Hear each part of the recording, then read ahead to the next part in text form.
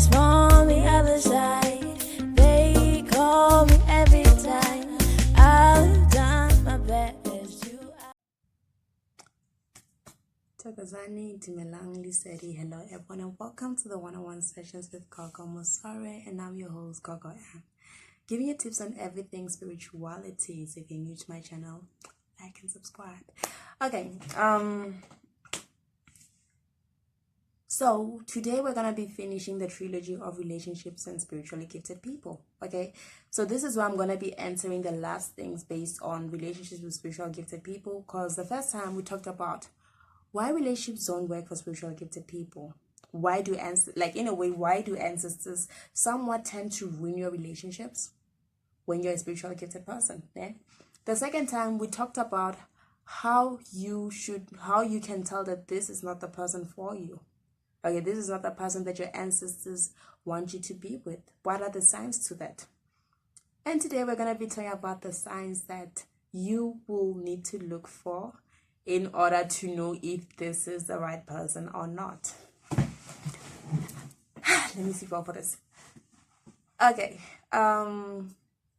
So you know what to pinpoint with the wrong person. So it's good to know what to pinpoint with the right person. And I actually pointed out a couple of things here. And the first one is you just have a gut feeling about it.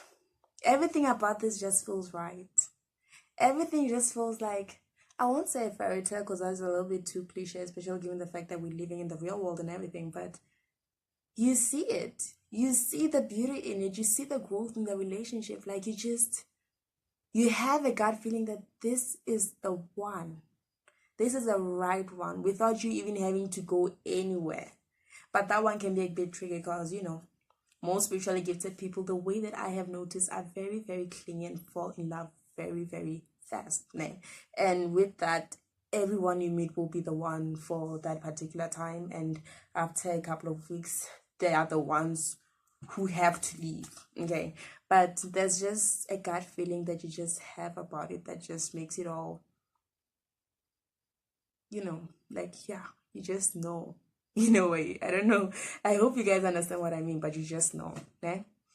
Number 2, healers that you consult will confirm that this person is the one for you. Okay, so the best part about being a traditional healer is, as much as you can see all the problems with people and all the help that they need, they can still come and check whether their partner is the one for them, whether this relationship that they have is gonna work out. Okay, so when you are with a person and maybe you're feeling, okay, this might be the one, or you're having second thoughts, you can still go and confirm it elsewhere. And when you go outside, they will tell you, nah, this is the person that you're supposed to be with. This is the person that your ancestors have sent to you. Or even if you're going somewhere without you meeting this person, they might just come out of the blue in the readings, and the traditional healer will tell you, this particular person is coming into your life and this is the one for you. So healers will be able to see that this is the person. They will be able to tell you about this person in advance or when you're in the relationship, and they will confirm that the ancestors have blessed this union. Okay. Number 3, you see the person in your dreams, but you see them in a good light. Okay, so here's the thing, in your dreams, you see your enemies, you see your friends, you see all those things, but you can also be shown the right person. Okay, and when this person comes, most of the times when we have dreams and visions, they're either instructions from our ancestors or warnings, whereby they're going to warn us about this particular person. But these dreams are different. Instead, they're going to be showing you this particular person in this beautiful light. They might not even be doing anything, and you just see them, and in the dream, you're just in awe. And there's so much beauty in that dream whereby you see this person, or even if they're not just there, this person might appear and you might get a revelation in that dream that this is the person that you are supposed to be with. But the sad thing about the right person, the person that the ancestors choose for you, is that I have noticed that a lot of people don't like those people. So it's very sad, but The ancestors have their reasons. That's why they chose this person. And you're going to see this person in your dreams. Okay. Number 4, you feel the growth in the relationship. You grow emotionally, you grow spiritually, you grow mentally. You're constantly learning from this person, and this person's constantly learning from you. This is a relationship whereby you both benefit. This is a relationship whereby there's so much fulfillment in it, whether you'd want it to be a romantic one or not, but you grow in it, and there's so much success in this relationship, and you just see it. You don't need someone else to point it out for you. When you just see it, and maybe you're in denial about it, but there will be growth in a relationship whereby it is with the person that the ancestors choose, if it's the right person. Ne? Number 5, when the relationship is facing challenges, the one at fault will be punished. Okay, so the first time I heard about this was, and it was 5 years ago. I'm not even sure anymore. But it was a story, right? From, I think I bumped into a lady this other day, and she told me about her relationship with her partner. The partner being the person who was chosen by her ancestors. So they're in this relationship, and relationships are just messy on their own.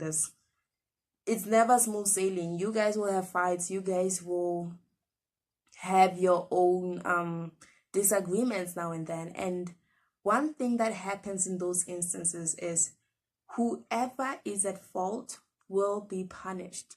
So if, let's say, this fight escalates to a point whereby you're like, okay, you know what? I'm not going to be here. Like, I am not deserving of this. I am way too good for this. I know my worth. That kind of thing. And you decide to walk out. Bear in mind, the person who's at fault will get punished because their ancestors will not be happy with what is done. It's not like a normal relationship whereby you're just with someone who your ancestors don't approve of. That moment where you walk out, they'll be throwing a party over there. They'll be so happy, and everything will just, all the doors will be opening. But in this case, whereby it's your partner, the one that your ancestors have chosen, it is quite the opposite. That is where doors start closing. That is where it all gets messy. It all gets really, really bad for one or the both of you, depending on the kind of ancestors that you have and how they feel about the separation. Okay. Number 6, when you try to leave the person, the ancestors try by all means to stop you. Okay, so like I said, it's not all smooth sailing, obviously, regardless of whether it's the right person who was chosen by your ancestors or not. Still, people are people, and they have their own flaws. So as a spiritually gifted person, you might be in this relationship and be like, you know what? I am leaving this person. It won't work. You'll always have doubts about walking out.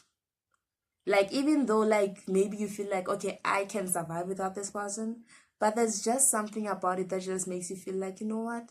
I don't want to survive without this person. Or even if it's not how you feel, maybe when you're like, you know what? I'm fed up. I don't want anything to do with this person anymore. What's going to happen is that they will start giving you signs. These signs may come in dreams, visions, whereby they tell you not to leave. They warn you about it. Or they can send a spiritually gifted person to tell you, bruh, what you're trying to do, don't do it. The ancestors are not approving of it. And once you leave, it goes back to what I just talked about. Whoever is at fault will be punished. Or when as a person who decides to walk out of these relationships for your own reasons, you will get punished in a way. Certain doors will be closed for you, because understand that a spiritual connection, a spiritual relationship with a person who your ancestors have chosen for you, it comes with its own gifts, it comes with its own blessings, it comes with its own perks. And the more that the both of you are together, the more you will see a lot of great things happening in your life. The more that you will see abundance, you will see happiness, you'll find yourself in a position whereby everything is just okay.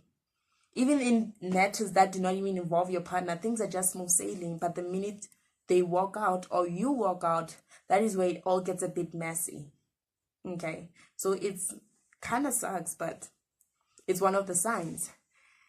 Number 7, relationships with other people just don't work. So you might want to leave this person and try a relationship with Bra J, Bra John, somebody else.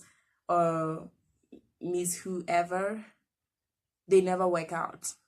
You always find yourself stuck there thinking, well, but this is not the right thing for me. I need to be with the other person, which is the person that your ancestors have chosen for you. So relations with other people outside of this union will never work, because these are not the people for you. This is not who your ancestors chose for you, and they will try by all means to ruin other relationships outside. So even if you decided, okay, you know what, I'm gonna go cheat on my person, you're wasting your time.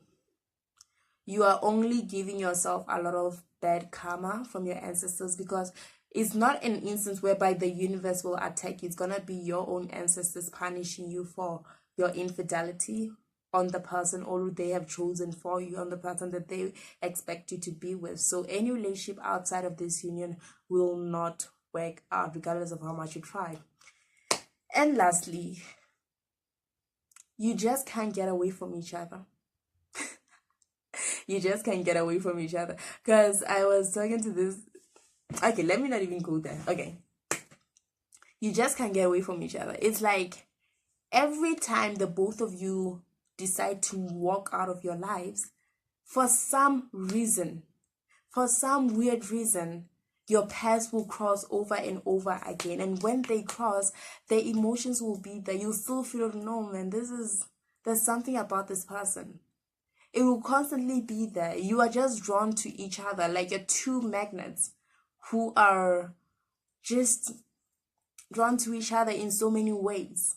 Yes, you might not have everything in common. Yes, they can annoy the heavens out of you. Yes, they can piss you off in all extent. But for some reason, they just feel right. And there are moments where you wake up and you're like, I want to be with this person. And there's just something so right about this relationship. Like, you can't even get rid of them. Moments whereby you get rid of them, the ancestors just pop out of nowhere and be like, go back, that type of thing. So it's it's really weird in so many ways, but apparently a lot of people have experienced these things. They've experienced these things so much. And you know, the best thing about this thing, or as much as the ancestors may ruin other relationships outside of this one, once you get in this one, once you meet this person, then that is where it all makes sense. You just find yourself in a position whereby you feel like, you know what, this is the right place I should be. This is where I'm going to find all the love, all the care that I have been longing for this whole time. And one thing I want to emphasize is that patience is key, okay? You'll not wake up in the morning and meet the right person, because I've noticed that a lot of people are longing for love. They're longing for relationships. They're longing for all these things. There's nothing wrong with it. Ne? There's nothing wrong with needing that amount of care. You deserve it. You've been through a lot. You've done a lot. You've cared for way too many people in your life. But remember that patience is key. That's the first thing. And secondly, work on yourself first. Work on your own personal growth. Work on your own personal success. Work on being your own rock, your own pillar, before actually killing yourself over someone to love or someone who can love you. Because we can always find someone who can care for us. We can always find this person. But our chances on working on ourselves, you don't get those chances all the time. So in moments whereby you are in your lonesome, take those moments and use them for your own benefits. Use them to actually build yourself. Use them to become the kind of person that you've always wanted to be. Use them to actually create a legacy for yourself, and not have this legacy be shadowed by someone else because they were a part of you. Learn to know who you are without a partner. Learn to know who you are without anybody else. Learn to know who you are and who your ancestors are without the interference of any exterior forces. Okay? Anyways, that is my advice for today's session. This is the end of the LOVE trilogy. I hope you guys actually enjoy these videos. I hope they make sense. I hope all your questions are answered. I hope this whole relationship thing won't continue stressing most of you out, because I have noticed in the questions that I've been getting that it has been a bit stressful for some of you. And I hope from here you'll be able to find the person that you're looking for. And even if you don't find this person right now, allow yourself to wait. Allow yourself to be patient for them to come when the time is right. And also talk to your ancestors about it. Talk to God about it. Pray about it. Partner about it. And let them know that you are ready to be with this kind of person. And they will open doors for you if the time is right. But if the time is not right, be patient with it. They know what is best for you. They know more than you do. They've seen your past, your future, and your present all at once. Your presence all at once. So whatever decision that they take for you, as much as you may feel like, you know what, I want to make my own decisions. I am independent. Honey, you're not. Okay, you are, but they know what's best for you and they're only looking out for you. Anyways, that is it for today's session. That is it for the relationships and spiritually gifted people trilogy. I hope you guys enjoyed it. Have a beautiful one. Goes up. Bye-bye.